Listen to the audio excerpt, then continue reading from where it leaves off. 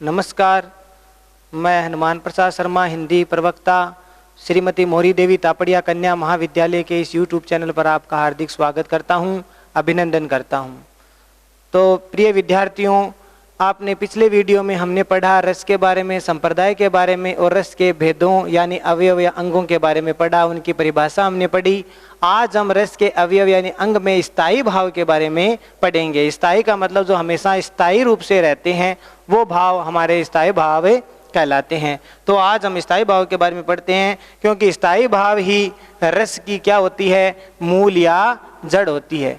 रस की मूल अर्थात जड़ स्थायी भाव ही होते हैं,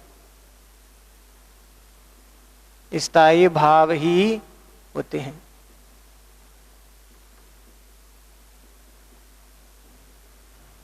इनको मूल का है, जड़ का है, क्योंकि यही रस की उत्पत्ति में सहायता करते हैं। अब रस के बारे में हम अगर पढ़ें, रस की अगर परिभाषा हम अगर दें, तो इसका परिभाषा के रूप में हम लिखते हैं कि जो सहृदय पाठक या जो श्रोता है, सहृदय के अंतःकरण, अंतःकरण का अर्थ होता है मन, या आप हृदय से ले सकते हैं। तो अंतःकरण में जो भाव सदैव विद्यमान अर्थात मौजूद रहते हैं,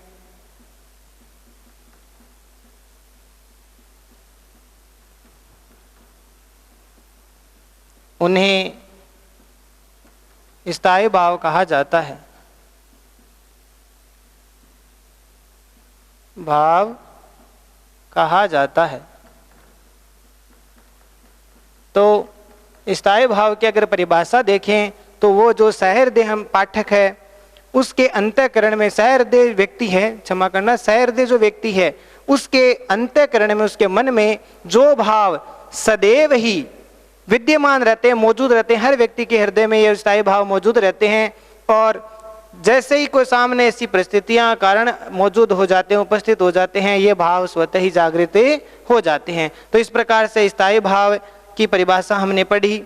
स्थायी भाव है वो हमारी चेतना में स्थायी रूप से विद्यमान रहते हैं। जो हमारी अवचेतना है, चेतना है, उसके भीतर सदैव ही मौजूद रहते हैं, स्थायी रूप से निवास करते हैं। और ये कब जागृत होते हैं? ये तब जागृत होते हैं जब सामने कोई विषय या कारण उपस्थित होता है, तब ये भाव जागृत हो जाते हैं। ये भाव जागृत हो जाते हैं। जैसे एक उदाहरण आपको दें कि जो हास नामक स्थायी भाव है, कौन सा भाव है प्यारे विद्यार्थियों? जैसे हास नामक हमारे इसमें भरत मुनि ने 8 जो स्थायी भाव है वो बताए हैं, हमने पीछे चर्चा की। तो 8 स्थायी भावों में जैसे मान लीजिए अगर हास की बात करूं मैं, तो हास नामक जो स्थायी भाव है वो व्यक्ति के हृदय में निवास करता है या अवचेतन मन में समाया हुआ रहता है, हमेशा मौजूद रहता है। अब जब कोई, जैसे कोई व्यक्ति किसी दूसरे व्यक्ति को, व्यक्ति की कोई विकृत वेशभूषा है, उसकी कोई विकृत वाणी है, उसकी विकृत वाणी को देख करके, उसकी विकृत वेशभूषा को देख करके, उसकी विकृत चेष्टाओं को देख करके हंसने लग जाता है। उसके जैसे कोई मान लीजिए कोई हास्य कलाकार है, वो अपनी चुटकुलों इत्यादि सुना करके दूसरे सामने वाला जो दर्शक है उसके भीतर अपने आप हंसी का भाव है, वो हास्य का भाव है, वो आ जाता है। और फिर हास्य जो स्थायी भाव है वो जागृत होकर के हास्य रस में परिणत हो जाता है। ये हुई स्थायी भाव की बात। इसी प्रकार से अगर हम बात करें कि कोई व्यक्ति है जो सामने वाला व्यक्ति को कोई अपशब्द कह दे, तो सामने वाले व्यक्ति के भीतर क्रोध रूपी जो स्थायी भाव है वो जागृत हो जाएगा, क्योंकि वो अपशब्द या अनुचित उसके साथ जो व्यवहार किया जाएगा तो वह उसको सुन नहीं पाएगा और तुरंत उसके भीतर क्रोध का भाव है वो जागृत हो जाएगा, वो लड़ने के लिए उतारू हो जाएगा। तो इस प्रकार से स्थायी भाव तभी जागृत होते हैं जब सामने ऐसी परिस्थितियां हो, उसी परिस्थितियों को देखते हुए जैसे भाव होते हैं वो जागृत हो जाते हैं। जैसे मान लीजिए कोई भिखारी हो और हमसे मांगे, हे भगवान के नाम पर कुछ दे दे बाबा, भगवान के नाम पर कुछ दे दे। अगर हम उसको इस प्रकार से करुण स्वर में अगर पुकार करते हुए सुनते हैं तो हमारे भीतर, हृदय के भीतर करुणा का भाव उमड़ता है। हृदय का करुण रस का जो करुण रस का जो स्थायी भाव है, करुण स्थायी भाव है वो जागृत हो जाता है और हम फिर उसको कुछ न कुछ उसकी सहायता करते हैं, उसको देते हैं। तो इस प्रकार से ये स्थायी भाव हमारे भीतर है, वो जागृत होते रहते हैं। और ये हमारे जीवन में, दैनिक जीवन में तुरंत जागते भी रहते हैं और तिरोहित भी होते रहते हैं, नष्ट भी होते रहते हैं। स्थायी भाव सदैव एक जैसे नहीं रह सकते, क्योंकि जैसे कोई व्यक्ति हमेशा हंसता तो नहीं रह सकता पूरे दिन भर, हमेशा क्रोध में नहीं रह सकता। वो परिस्थितियां जैसी आती उसी अवस्था में वो स्थायी भाव जागृत होते हैं और फिर थोड़े समय बाद में वो स्थायी भाव पुनः एक तरह से नष्ट हो जाते हैं या तिरोहित हो जाते हैं। तो इस प्रकार से जागते हैं और फिर से तिरोहित हो जाते हैं। अब अगर बात करें काव्य रचना को पढ़कर भी, हमारे भरत मुनि कहते हैं कि काव्य रचना को पढ़कर या सुनकर, काव्य रचना को पढ़कर या सुनकर जो सहृदय जो पाठक है, काव्य रचना को पढ़कर या सुनकर या नाटक को देखकर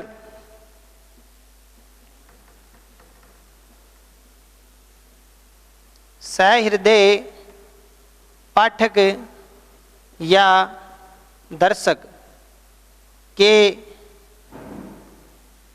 भीतर स्थायी भाव जागृत हो जाते हैं।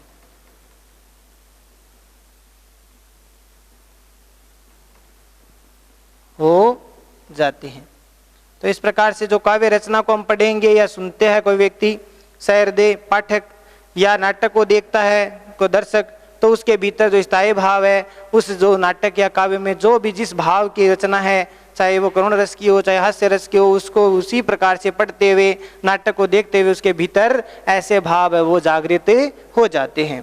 तो इस प्रकार से हम कह सकते हैं कि स्थायी भाव में एक अंतर होता है। जो सामान्य जो जीवन है उसमें जो स्थायी भाव है और जो कलात्मक ढंग से, कलात्मक ढंग का मतलब होता है कलाकारी के ढंग से, कलात्मक ढंग का अर्थ होता है कलाकारी। जैसे कोई नाटक है उसमें जो अभिनेता है, अभिनेता अपनी कलाकारी दिखाता है और वो जिस प्रकार की कलाकारी दिखाएगा उसको दर्शक देख करके उसी प्रकार के भाव है वो महसूस करते हैं, अनुभव करते हैं। तो इस प्रकार से एक जो सामान्य जीवन में जो स्थायी भाव होते हैं जागृत, और जो कलात्मक ढंग से जो स्थायी भाव जागृत होते हैं, उनमें अंतर होता है। सामान्य जीवन के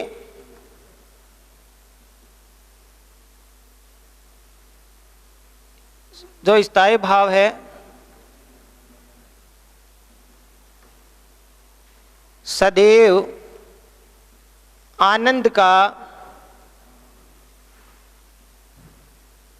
विषय नहीं बनते,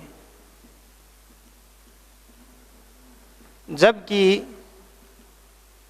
कलात्मक यानी कलाकारी, अब कलाकारी कौन दिखाएगा भाई? कवि भी दिखा सकता है अपनी कविता के द्वारा, या कोई नाटककार है अपने नाटक के द्वारा कलात्मकता या जो अभिनय के द्वारा उसको अभिनीत किया जाता है वो दिखा सकता है। तो जबकि कलात्मकता के द्वारा जबकि कलात्मक जीवन में स्थायी भाव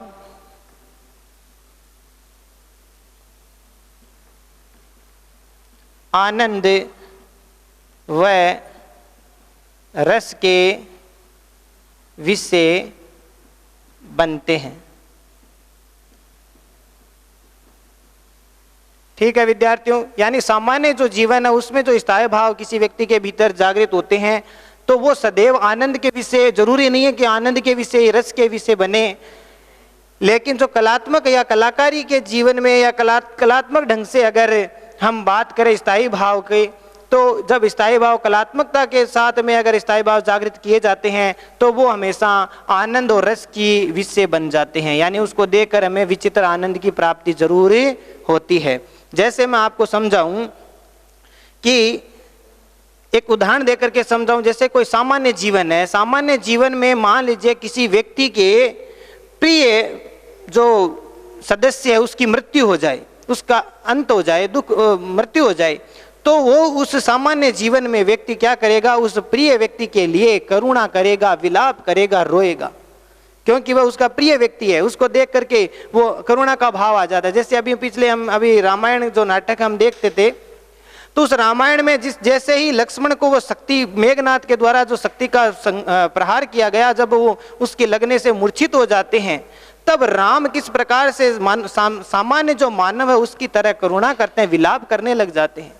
तो ये जो स्थायी भाव है स्वतः ही जागृत हो जाता है।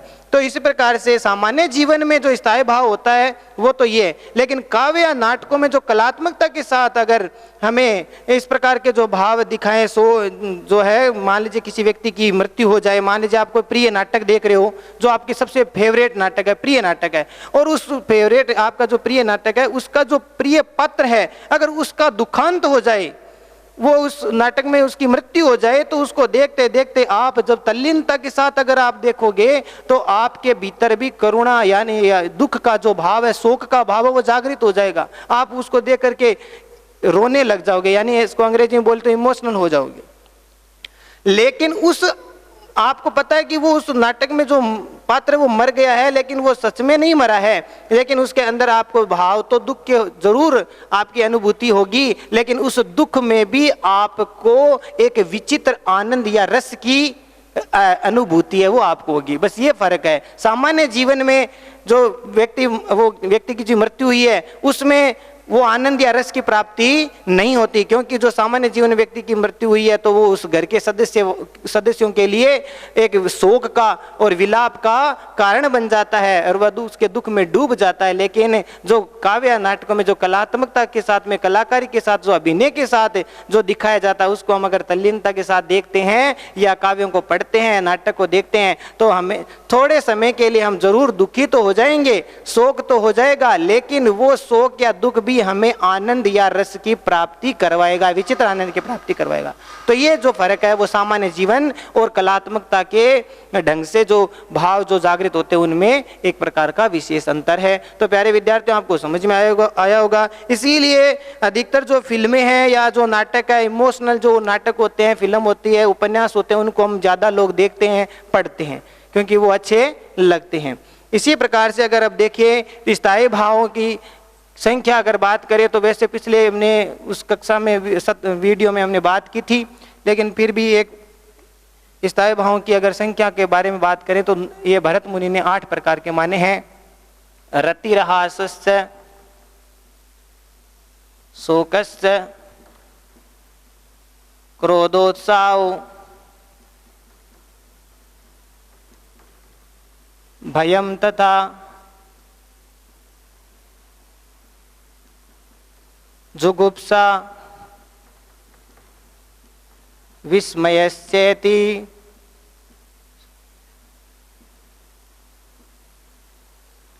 स्थायी भावा, प्रकीर्तिता। भरत मुनि ने 8 प्रकार के स्थायी भाव है वो माने हैं। रतिर्हासस्य, शोकस्य, क्रोधोत्साहो, भयं तथा जुगुप्सा, विस्मयस्येति, स्थायी भावा, प्रकीर्तिता। अर्थात भरत मुनि कहते हैं कि 8 प्रकार के स्थायी भाव है। रति, हास, शोक, क्रोध और क्रोधोत्साह। क्रोध धन उत्साह, तो 2 शब्द है इसमें, तो उत्साह है। फिर भय, फिर जुगुप्सा यानी जिससे घृणा हो जाए। विस्मय, इस प्रकार से इनको स्थायी भावा, प्रकीर्तिता, स्थायी भाव कहे जाते हैं। स्थायी भाव, प्रकीर्तिता यानी कहे जाते हैं या माने जाते हैं, माने जाते हैं। तो इस प्रकार भरत मुनि ने यह सूत्र दिया स्थायी भावों के बारे में। तो इस तरीके से अगर देखें तो 8 प्रकार के स्थायी भाव है। वैसे हिंदी साहित्य में 9 रसों को स्वीकार किया जाता है मुख्यतः, और वैसे मैंने बताया था 11 तक रस है वो स्वीकार किए जाते हैं। तो इनके बारे में, इन्हीं 9 स्थायी जो भाव है, इन्हीं स्थायी भावों के 9 रस हैं। स्थायी भाव 9 हैं हिंदी साहित्य में, भरत मुनि ने 8 माने हैं। तो स्थायी भावों के 9 रस, 9 रसों में बात करें तो पहले रति, इधर स्थायी भाव हो गए,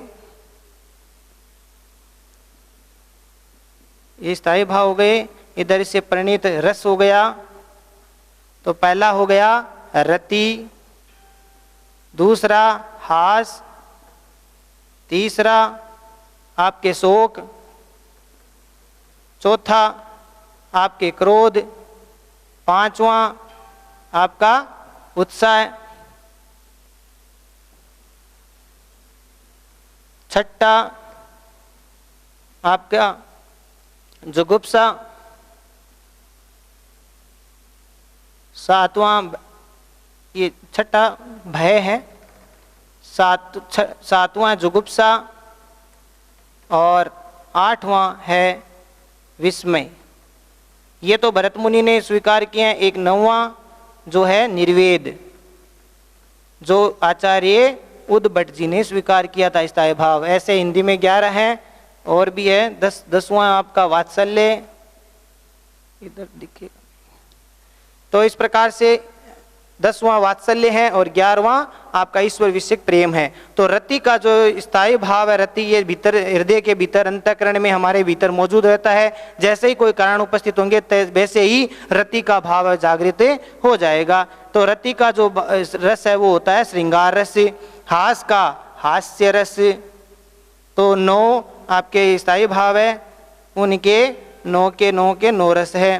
तो शोक जो स्थायी भाव है उसका हो गया करुण रस, क्रोध का हो गया रौद्र रस, उत्साह का हो गया प्यारे विद्यार्थियों वीर रस, और भय का हो गया भयानक रस, और जुगुप्सा का हो गया विभत्स रस, विभत्स रस, और विस्मय का हो गया अद्भुत रस, और निर्वेद जो है उसका हो गया शांत रस। ठीक है। इस प्रकार से 2 और हैं जो मैंने अभी बताया आपको। 10वां हो गया आपका वात्सल्य, वात्सल्य का हो गया वत्सल रस, और 11वां आपका हो गया ईश्वर विषयक प्रेम, जो रूप गोस्वामी जी ने दिया था, ईश्वर विषयक प्रेम। इसका स्थायी भाव का रस होता है भक्ति रस। ठीक है। ये उद्भट जी ने दिया था निर्वेद, जिसका रस है शांत रस। वात्सल्य रस आपके आचार्य विश्वनाथ जी ने दिया, जिसका हो गया वत्सल रस। और 11वां जो रूप गोस्वामी जी ने ईश्वर विषयक प्रेम भक्ति रस दिया। ये बाकी 8 है वो भरत मुनि ने दिए, 9वां उद्भट जी ने, 10वां आपका आचार्य विश्वनाथ जी ने, और 11वां दिया रूप गोस्वामी जी ने। इस प्रकार से 8 जो स्थायी भाव भरत मुनि के हैं उनके 8 के रस ये हो गए, और 9, 10, 11 जो इन्होंने अलग अलग जो आचार्य उन्होंने दिए। तो इस प्रकार से 9, ये जो 11 स्थायी भाव मैंने बताए हैं, इन स्थायी भावों के 11 ही आपके रस होते हैं। और जैसे जिस भाव की उत्पत्ति होती है वैसे ही रस की प्राप्ति होती है। जो भाव जगता है हृदय में, अंतःकरण में, उसी प्रकार का रस है वो परिणत होता है। आनंद रस है वो प्राप्ति, आनंद या रस की प्राप्ति है वो होती है। तो इस प्रकार से हमने स्थायी भाव है वो पढ़े हैं। अब दूसरा जो आप आता है वो होता है आपका विभाव। स्थायी भाव मेरे हिसाब से आपको सारों विद्यार्थियों को समझ में आ गया होगा ठीक प्रकार से। ठीक है। ये भरत मुनि ने दिया, ये जो सूत्र है वो भरत मुनि का है। रतिरहास्य शोकस्य क्रोधोत्साहो भयम तथा जुगुप्सा विस्मयस्येति स्थायी भावा प्रकृतिता। तो इसमें 8 जो स्थायी भाव उनको स्वीकार किया है। अब आप पढ़ेंगे दूसरा रस के अवयव में, पहला पढ़ लिया स्थायी भाव, अब दूसरा है विभाव।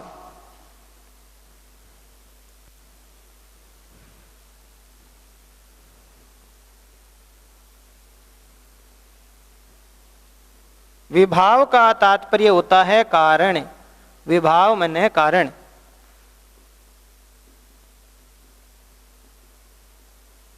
विभाव का अगर शाब्दिक अर्थ देखें, विभाव का शाब्दिक अर्थ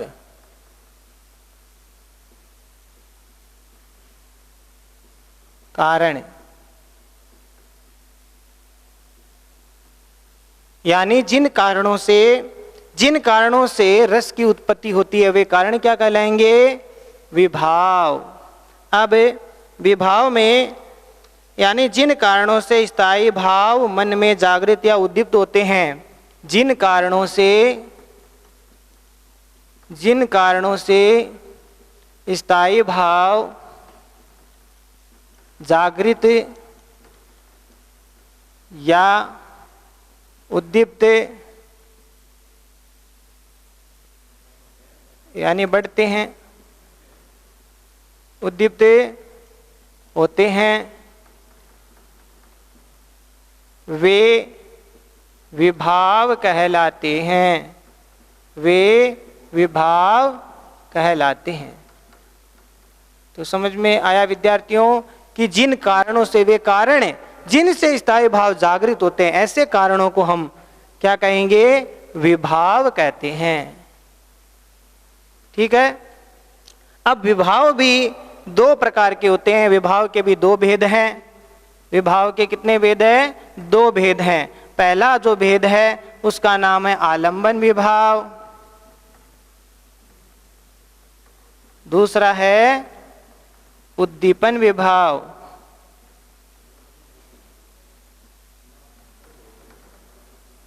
अब आलंबन विभाव के जो है हम पहले चर्चा करेंगे। आलंबन विभाव आखिर होता क्या है? तो आलंबन का अर्थ होता है सहारा। वैसे देखे तो आलंबन माने सहारा, यानी जिसके सहारे आपके स्थायी भाव जागृत होते हैं वो आलंबन हो गए।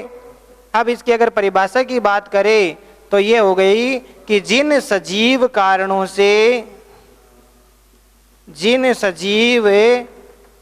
से रस की उत्पत्ति होती है, रस की उत्पत्ति होती है, वे आलंबन विभाव कहलाते हैं।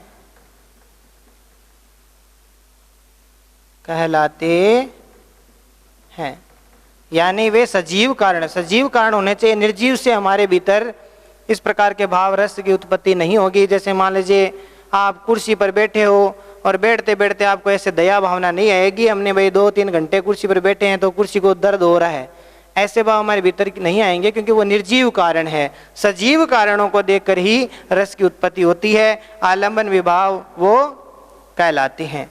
तो सजीव कारण होने चाहिए। सजीव जो व्यक्ति है, प्राणी है, उसको देख करके, यानी जिस व्यक्ति, प्राणी या पात्र, जिस व्यक्ति, प्राणी या पात्र को देख करके रस की उत्पत्ति होती है,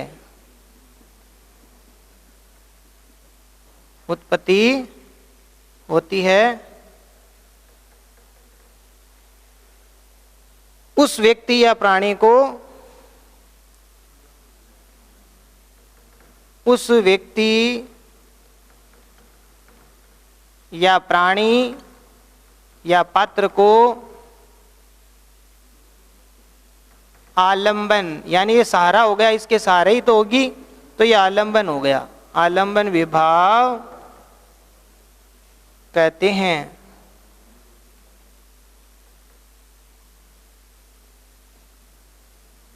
तो विद्यार्थियों आपको समझ में आया? आलंबन विभाव के दो कारण हैं, दो भेद हैं, दो प्रकार हैं, आलंबन विभाव और उद्दीपन विभाव।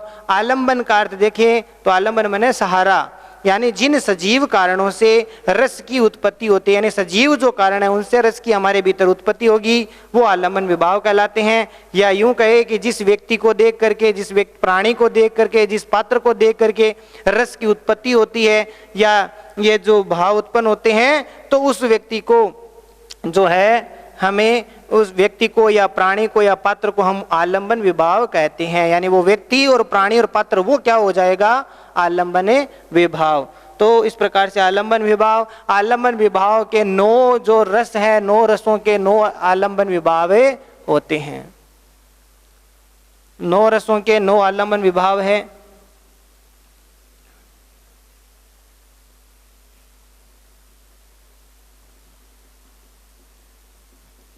नौ रसों के आलंबन विभाव।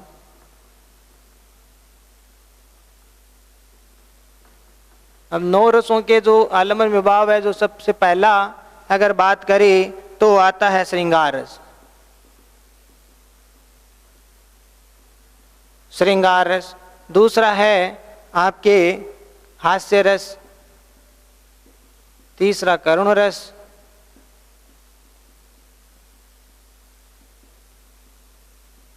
चौथा आपके रौद्र रस। पांचवा वीर रस।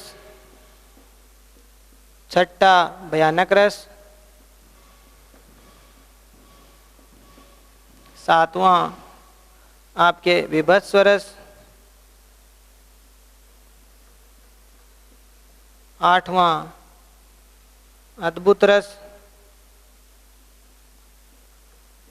और 9वां शांत रस। तो इस प्रकार से ये 9 रस हो गए। अब 9 रसों के ये इधर तो रस हो गए, इधर ये आलंबन विभाव। आलंबन है विभाव, यानी किन किन कारणों से ये आपके रस की उत्पत्ति होती है। तो इसमें आपके पति पत्नी, श्रृंगार रस में जो आलंबन होंगे वो कौन होंगे? पति पत्नी, नायक नायिका या प्रेमी प्रेमिका। तो ये जो भाव है इनमें नायक नायिका है, पति पत्नी है, इसमें कौन से रस की उत्पत्ति होगी? श्रृंगार रस की। यानी रसों में सबसे महत्वपूर्ण रस श्रृंगार को माना जाता है, इसीलिए श्रृंगार रस को क्या कहा जाता है? रस राज कहा जाता है। तो ये हो गए आलम्बन, इन्हीं के सारे, इन्हीं के भीतर है वो श्रृंगार रस का जो भाव है वो आएगा। नायक नायिका, पति पत्नी, प्रेमी प्रेमिका। हास्य रस में अगर देखें तो वो कौन से कारण होंगे, आलंबन होंगे? तो वह है विकृत आकार, विकृते आकार या वेशभूषा, विकृत आकार या वेशभूषा वाला व्यक्ति है या वाणी वाला व्यक्ति या उसकी विकृत वाणी, चेष्टा, चेष्टा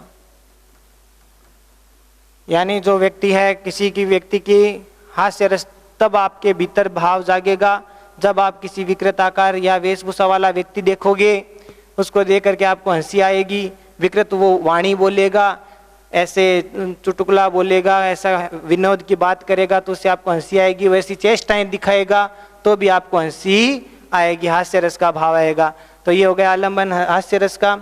और तीसरा आपका करुण जो रस है वो मृत प्रियजन है आपके, मान लीजिए मृत प्रियजन है, वो उनको देख करके करुणा का भाव जागृत हो जाता है, यानी शोक नामक स्थायी भाव तो जागृत हो जाएगा और करुण रस की उसमें उत्पत्ति होती है।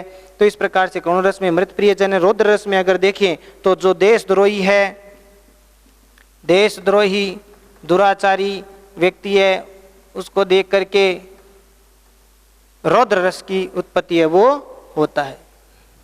देशद्रोही दुराचारी जो व्यक्ति है उसको देख करके रौद्र रस की उत्पत्ति होती है। वीर रस में शत्रु जो है, शत्रु पक्ष है, वो शत्रु या जो विपक्षी है उसको देख करके आपके भीतर यह आलंबन विभाव हो गया। कौन सा? वीर रस का। शत्रु या विपक्षी है उसको देखते ही आपके भीतर वीरता का भाव जागृत होता है। भयानक रस अगर बात करें तो भयानक रस में कौन से आलंबन होंगे? शेर को, चित्ता या कोई भालू इत्यादि है, जैसे कोई जंगली जानवर है उनको देख करके, आदि जो हिंसक जो जानवर है उनको देख करके आपके भीतर भय का भाव जागृत हो जाएगा। विभत्स रस की बात करें तो जो आप घृणास्पद कोई व्यक्ति है, सड़ी गली कोई लाशें हैं कटी पटी, घृणास्पद व्यक्ति, सड़ी गली, क्षत विक्षत लाशें,